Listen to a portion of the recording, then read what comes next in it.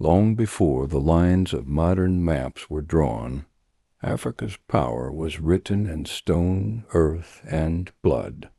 In the early 1600s, the coastlines of West Africa were not vulnerable entries. They were heavily guarded fortresses. From the horizon came the sails of the global frontier strange, floating wooden kingdoms carrying men, driven by a desperate hunger for gold. But the visitors quickly realized they did not dictate the terms of trade here. They conformed to them. This was a continent forged in iron. Advanced metallurgy supplied the weapons that held entire empires together. With its unstoppable imperial cavalry, the Oyo Empire was aggressively expanding its borders, dominating the interior plains. Political systems were refining themselves into complex structures of checks, balances, and supreme constitutional law.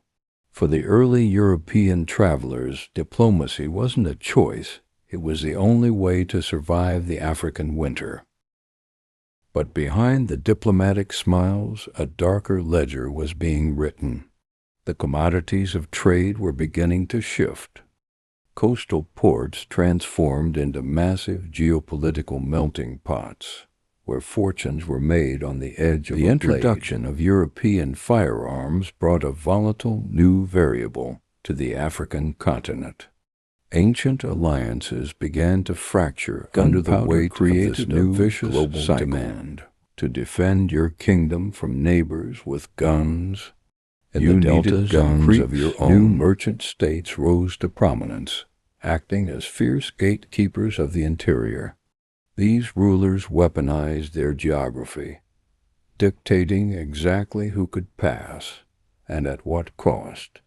While the coast looked to the Atlantic, the northern states stood firm, looking inward toward the ancient wealth of the Trans-Saharan tracts. Knowledge, law, and administration were documented in leather-bound volumes. By the close of the 1600s, the pieces of a massive geopolitical chess game were fully set. Two worlds had collided. The continent would never be the same again. Next, we step into the 1500s, the golden age of the great empires. Before the horizon burned,